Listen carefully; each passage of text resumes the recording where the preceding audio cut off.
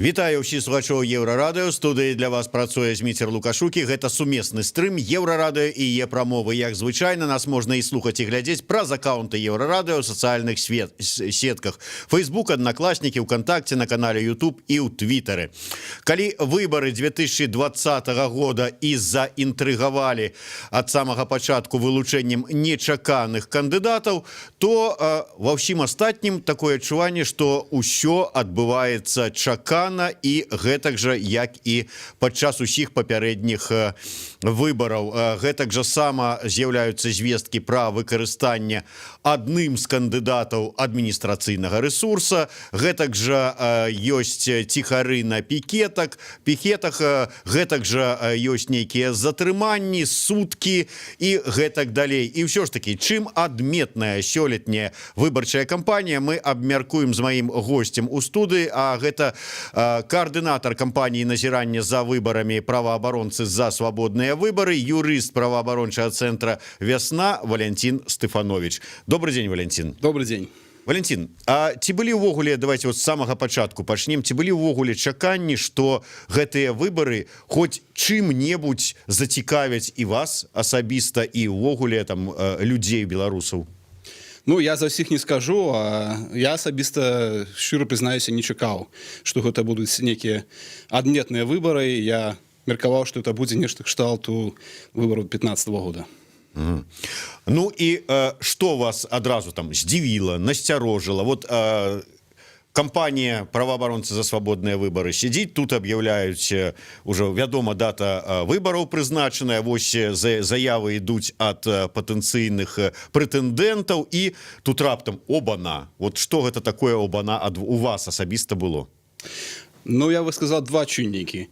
Першае, это тое, што мы бачылі з самага пачатку месяца, то есть у траўні, калі пачаліся праводзіцца сустрэчы па закліку блогера Ціхановскага, контрпарады там и так далей, и адпаведна это выклікала рэакцыю такую жорсткую з боку ўладаў. Было даволі шмат затрыманняў, але гэта засведчыла, што, па-першае, пратэсны, так бы мовіць, настрой грамадства вельмі высокі. В прынцыпе, мы як бы падазрявалі, што незадаволенасць прэзідэнтам яна прысутнічае, але на што настолькі это выкліча такое негадаванне ў людзей, што яны гатовы выйти на вуліцы. Ну, гэта было троху нечакана. Ну і другі момант, это сам набор тых асобаў, якія заявілі аб удзеле ў кампаніі. Давайте, можа быць, ад пачатку да Ціхановскага. Калі ён пачаў збіраць свае вось там сустрэчы з гледачамі яго YouTube-канала, назовём гэта так, яшчэ да, скажем, выбарчай кампаніі, тыя прамовы, тыя лозунгі, якія там пачалі гучаць. Потым пачатак самага падпісной кампаніі, калі збіраць подпісы, вось гэта яго, як это нават правильно назваць, там лозунг ці што, стоп таракан, вот гэта, калі ён там с шлёпанцам, са сланцам этим вялізным хадзіў і гэтак далей, і прамовы яго.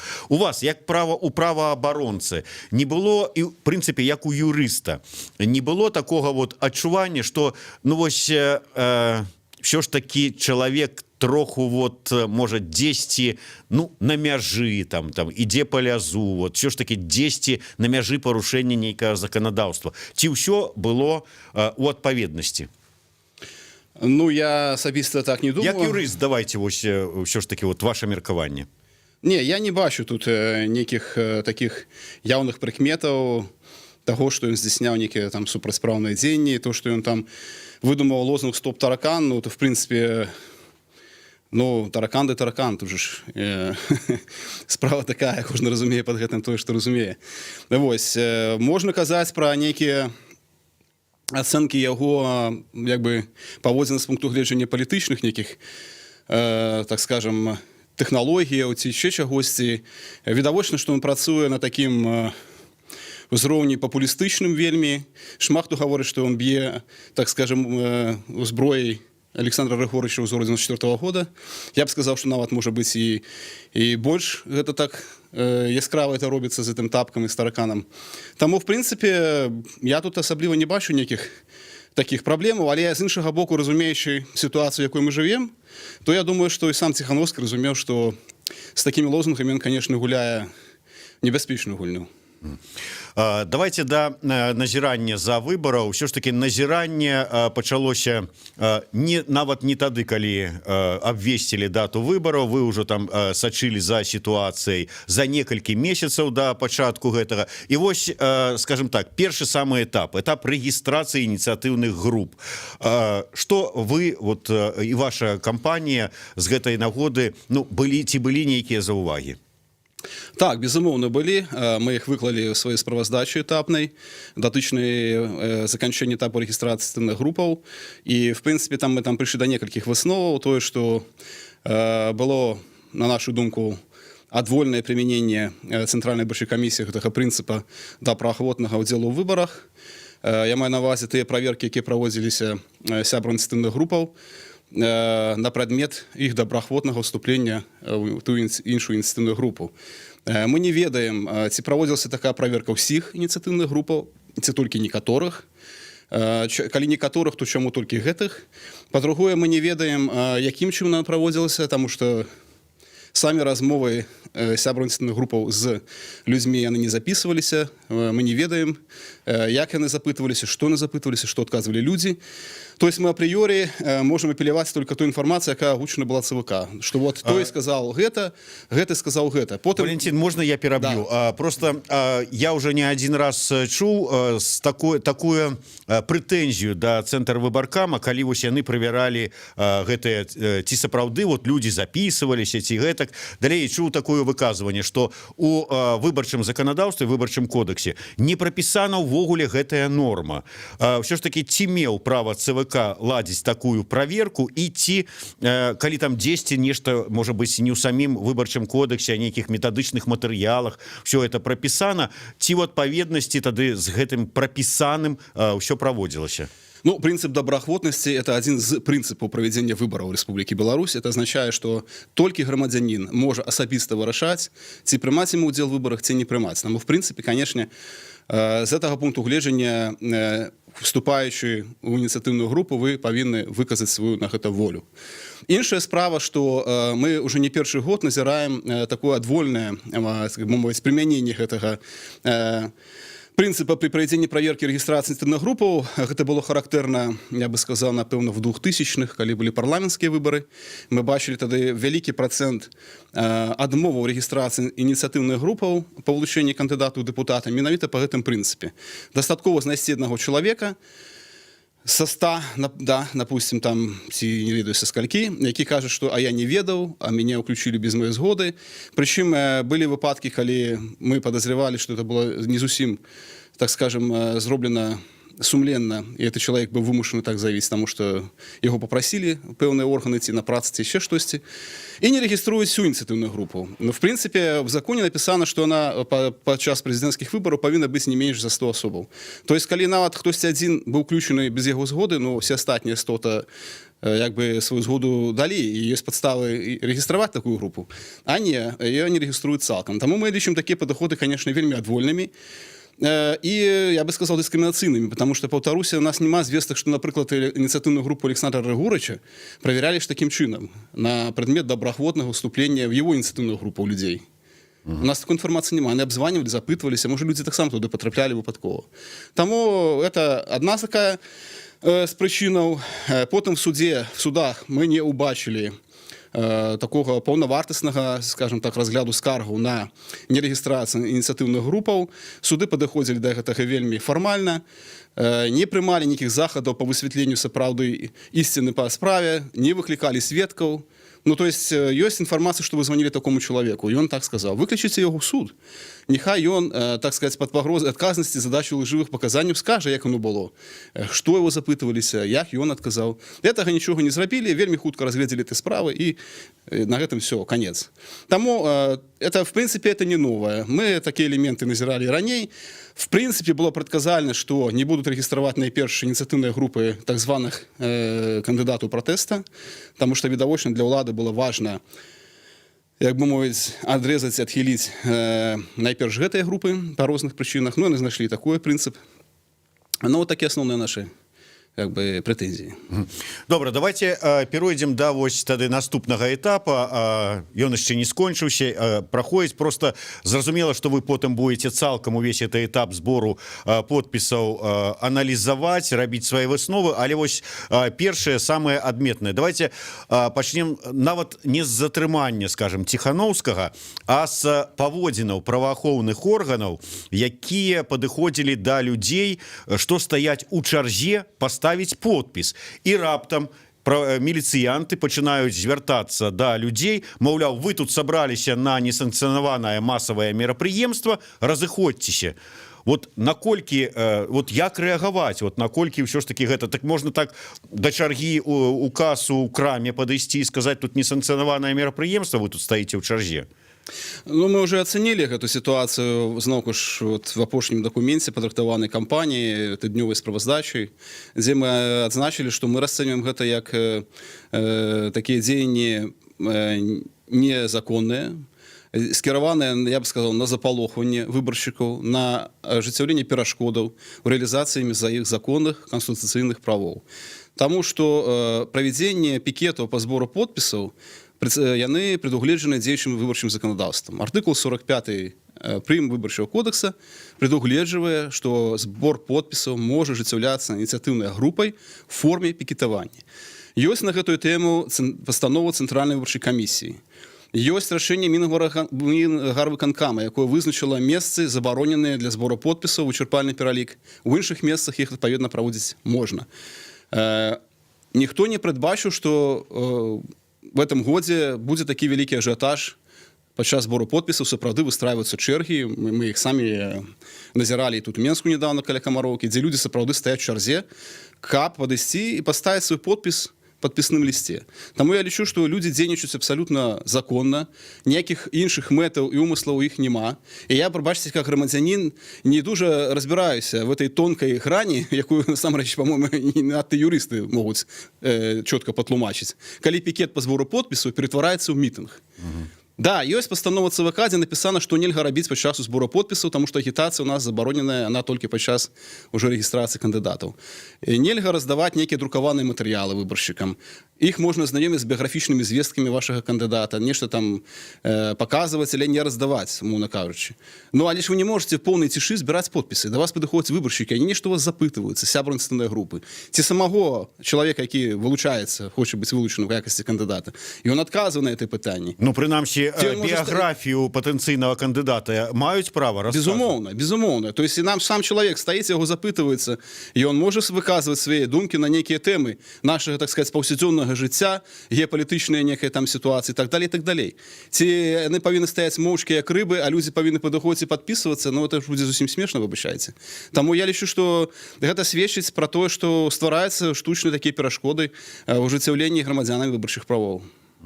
Дарэчы, вось нам піша ў каментарах Ольга Краўченка, якая сцвярджае, што ёй двойчы тэлефанавалі з цэнтра выбаркама. Ну, я так разумею, што яна была ў ініцыятыўнай групе кагосьці з прэтэндэнтаў, і яна пацвердзіла, што з'яўляецца сябрам ініцыятыўнай групы, але яе ўсё адно не зарэгістравалі. Я так разумею, што гэта ўсё ж такі размова ідзе пра кагосьці з кандыдатаў пратэста, так званых. Ольга, можете написать таксама нам у каментарах, што казалі вам падчас гэтых тэлефанаванняў. Просто пыталіся, падпісваліся вы ці не, ці шлі нейкія далей размовы кшталту таго, што ці падумалі вы, за каго вы падпісваецеся і гэтак далей. Но это той самы выпадак, калі мы зараз это не можам ніяк праверыць. Мы нібыта мусім верыць таму, што сказалі ў ЦВК. Тэлефонная размова не записывалася, чалавека в суд не выклікалі, ён говорит, што ён гэтага не казаў, а ЦВК кажа, што нет, і ён сказаў, што не ведаў. Ну, далей, вось сітуацыя з затрыманнем, што Ціханаўскага, што Статкевіча. Як вы ацэньваеце? Ну, мы оцениваем однозначно, что это просто форма репрессий, в дачыненні да іх, скіраваная на тое, каб спыніць іх публічную законную дзейнасць. Таму што Ціханаўскі, ён афіцыйна з'яўляецца кіраўніком ініцыятыўнай групы па вылучэнні якасці кандыдата Святланы Ціханаўскай. Яны ў гароднім праводзілі этот пікет па збору подпісаў, да, там было шмат людзей, якія таксама прыйшлі яго падпісаць, свой подпіс паставіць. В прынцыпе, тое, што там адбылося, дастаткова шмат відэа, якое дазваляе ацаніць, як это все адбывалася. Я мяркую, што сапраўды мела месца такі кепска сыграны спектакль, скажем так. Некі момант з'яўляюцца жанчыны, якія навязліва падыходзяць да Ціхановскага, хапаюць яго за рукі, перашкаджаюць яму, так сказаць, перасоўвацца. Неаднаразова ім заяўляе, я не буду з вами размаўляць, а на яго, так сказаць, пераследуюць. Патрэбны момант з'яўляюцца супрацоўнікі міліцыі. Ім жанчыны кажуць, што ён не хоча адказаць на нашы пытанні, міліцыя пачынае ажыццяўляць затрыманне Ціхановскага, хапаецца яго за рукі, ажыццяўляць фактычна фізычна затрыманне. Но у нас в законах няма падставаў для затрымання грамадзяніна, таму што ён не адказвае на чыйсьці пытанні.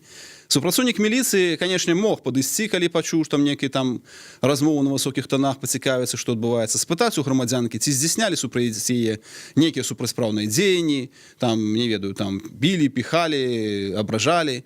А калі даведаліся, што там хтосьці не адказа на іх пытанні, то удаліцца, таму што это не ўваходзіць кампетэнцыю, так сказаць, супрацоўніка міліцыі ўмешвацца в камунікацыі в дадзеным выпадку тых грамадзянаў, калі не адбываецца парушэнне грамадскага парадку. Што мы ўбачылі? Мы ўбачылі супрацоўнікаў міліцыі, якія незаконна, непрафесійна пачалі затрымліваць Ціхановскага. Я разумею, навошта это рабілася, каб выклікаць проста канфлікт, супрацьдзеянне, потым нехта там падае. Я не ведаю, чаму супрацоўнік міліцыі это упаў, я не магу сцвярджаць, там его білі, его не білі. У меня есть меркаванне пэўнае, што хутчэй за ўсё гэтага нічога не было.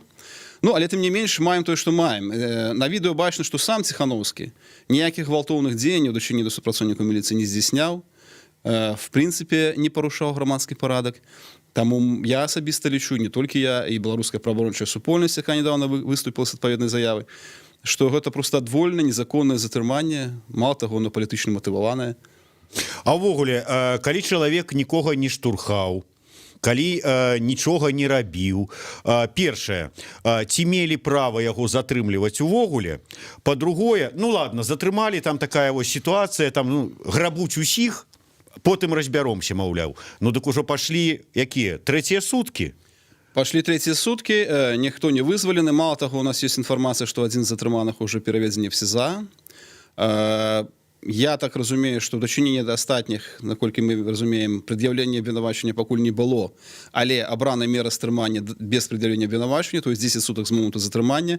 8 числа яны павінны быць вызваленыя альбо ім прад'яўлена абвінавачванне, але тут трэба ацэньваць сітуацыю трошку шырэй. Гэта то, што мы назіралі уласна ў гародні падчас гэтага пікета. Давайте узгадаем папярэднія выказванні Александра Григорыча.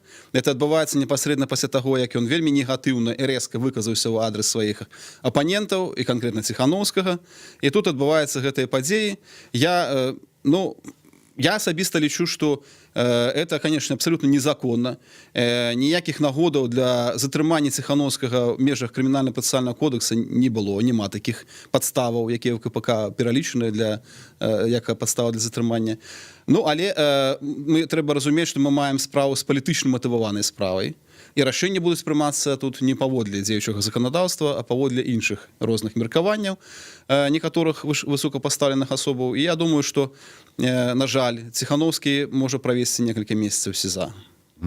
Усё ж такі, ці не, скажем так, я зараз вас буду троху правакаваць, ці не паспяшаліся праваабаронцы, заяўляючы, што Ціхановскі з'яўляецца палітвязнем. Можа быць, трэба было там хаця б дачакацца якіх-небудзь выстаўлення абвінавачванняў. Я ўжо нават не кажу пра суд і прысуд, а вот хаця бы выставілі абвінавачванне. Ну, ёсць сітуацыі, калі можна зрабіць высновы без чаканняў абвінавачванняў і сутнасці таго, што адбылося. Тут фактычна ўсё адбылося ў онлайн-рэжыме, в прямом эфире. Мы все з вами бачылі, як што адбывалася, хто быў каля супрацоўнікаў міліцыі, дзе быў на той момант Ціхановскі, як сябе паводзіў Ціхановскі.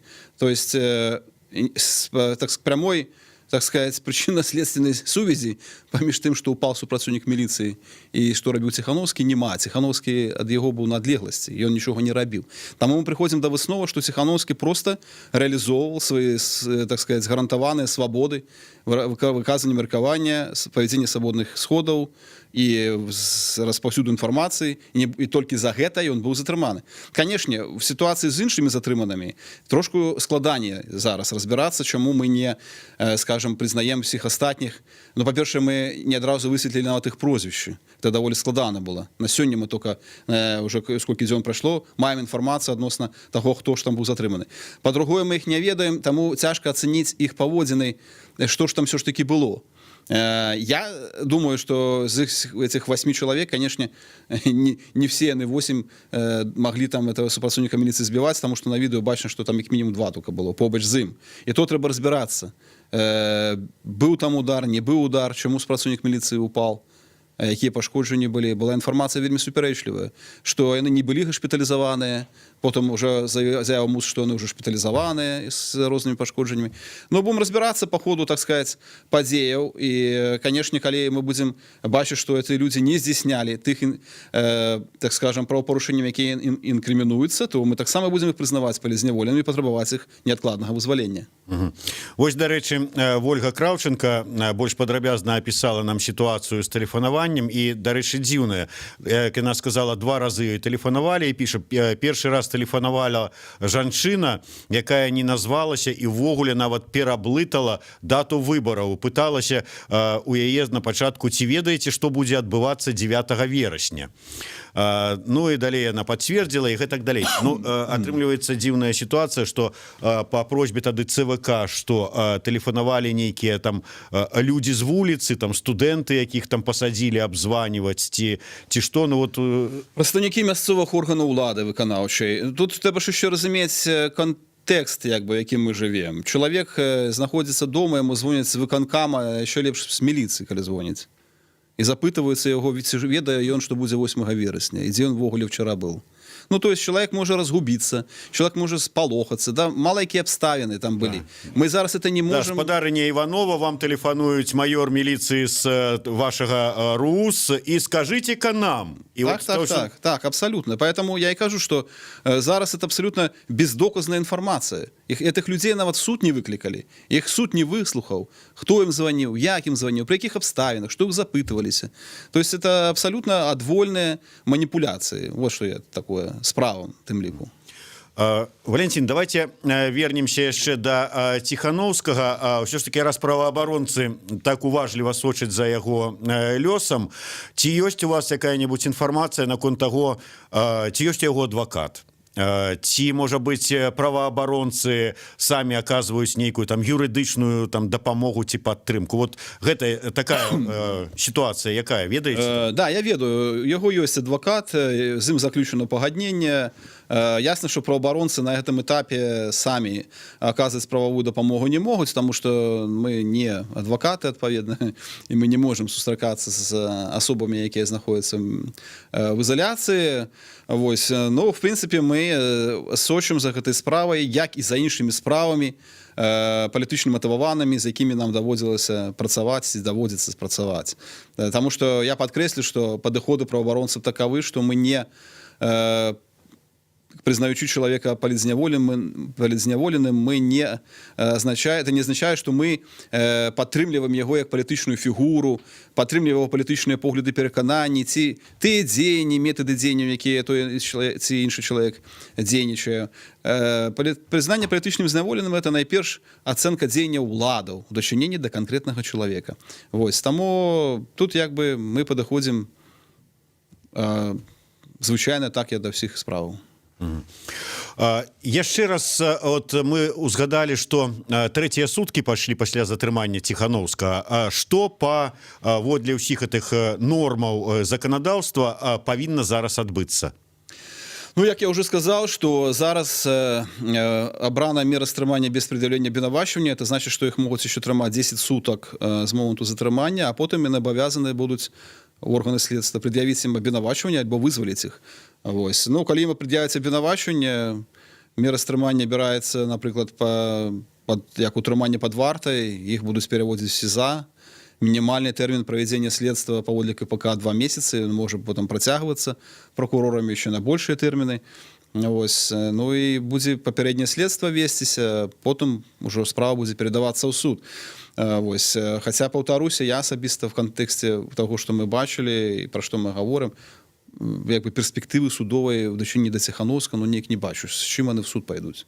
Ну, перспектывы судовай па выніку не мела і справа, да прыкладу, белага легіёна. Безумоўна. Але людзі прасядзелі месяцы за кратамі. Хтосьці больш, хтосьці менш, а тут выбарчая кампанія. І, ў прынцыпе, да выбарчая кампанія, колькі тут засталося? 2 месяцы. Таму я і казаў, што ў дадзеным выпадку, калі мы маем справу з палітычна матываваным пераследам, то тут логіка іншая працуе, не та, якая в КПК апісана. Поэтому тут верагодна, конечно, задача ўладаў ізаляваць яго на перыяд выбарчай кампаніі і непасрэдна пасля яе заканчэння. В мэтах прадухілення арганізацыі магчымых масавых акцый пратэста. Ну, это, по-моему, відавочна і ляжыць на паверхні. А потым, як кажуць, будзе потым. Потым яны яго могуць вызваліць. Практыка ў нас, як мы бачым, пашла такая, што потым людзям кампенсацыі ніхто не выплачвае за тое, што яны правялі все за некалькі месяцаў.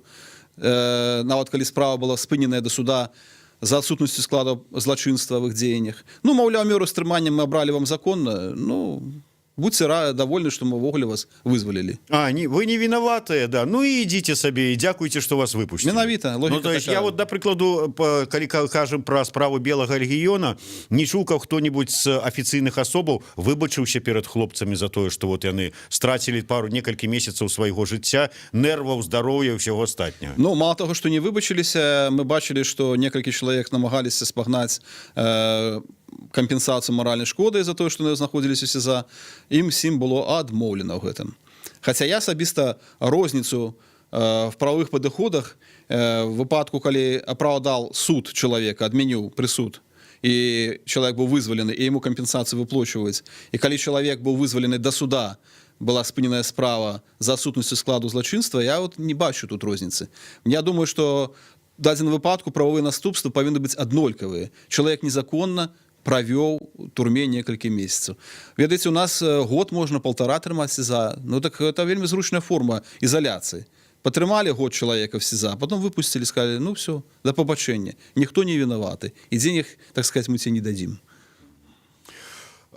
Тут вот люди пишут про тое, что на адвакатаў Ціхановскаму і іншым там яго паплечнікам, таксама затрыманым, ось быў аб'яўлены збор сродкаў, шмат грошай сабралі, але нават калі сабралі мільёны, ці вырашаюць у дадзенай сітуацыі у гэтай краіне, дзе мы живём, грошы, ці вот дапамогуць яны вот нанялі самага дарагога адваката, і што? Ну, грошы, ясна, што грошы не заўсёды ўсё вырашаюць в этом свеце. Вось, але, прынамсі, аплата адвакатаў, дапамога сваякам у аплаце адвакатаў, гэта вельмі патрэбная дапамога, таму што... У палітычна матываваных справах ёсць перспектыва працы адваката? Канешне, перспектыва працы адваката заўсёды ёсць. Па-першае, гэта легальны канал сувязі з чалавекам, які знаходзіцца в СІЗА. Яго больш, акрамя адваката, ніхто не можа наведаваць. Ну, тэарэтычна сваякі могуць, но давайте глядзець, як оно на практыцы бывае. Дазволы следчыя, як правіла, не даюць, тым больш палітычна матываваных справах, наведаваць сваякоў СІЗА. Вось, это одна з магчымасцяў такого каналу, па-першае. Па-другое, все ж таки адвакат это прафесійны юрыст. І нават калі справа даходзіць до суда, і адвакат, так сказать, працуе прынцыпова, прафесійна по этой справе, ён дэманструе просто всім нам, грамадству, всему свету, скажем так, нікчемнасць этой справы. То, што віна чалавека альбо адсутнічае цалкам, альбо она не даказана тым, што ему інкрымінуюць. Я лічу, это вельмі важна. Ну і зразумела, цікавяцца людзі. Я разумею, што вы у нас не прадказальнік, не ванга, але тым не менш, усё ж такі, калі маеце багаты вопыт назірання за выбарамі, бачыце, што вот ужо на першых этапах гэтай выбарчай кампаніі адбываецца. Ці можна спрагназаваць, як будуць праходзіць наступны этап? Ну, да, заходзячы з таго, што мы ўжо назіраем не першы год, як кажуць, можна, конечно, нешта спрагназаваць у частцы працэдур і таго, якім ключы будуць адбывацца выбары, але не фон. Фон прадказаць я не магу, тым больш мы зараз некую маем такую досыць спецыфічную сітуацыю на гэтых выбарах.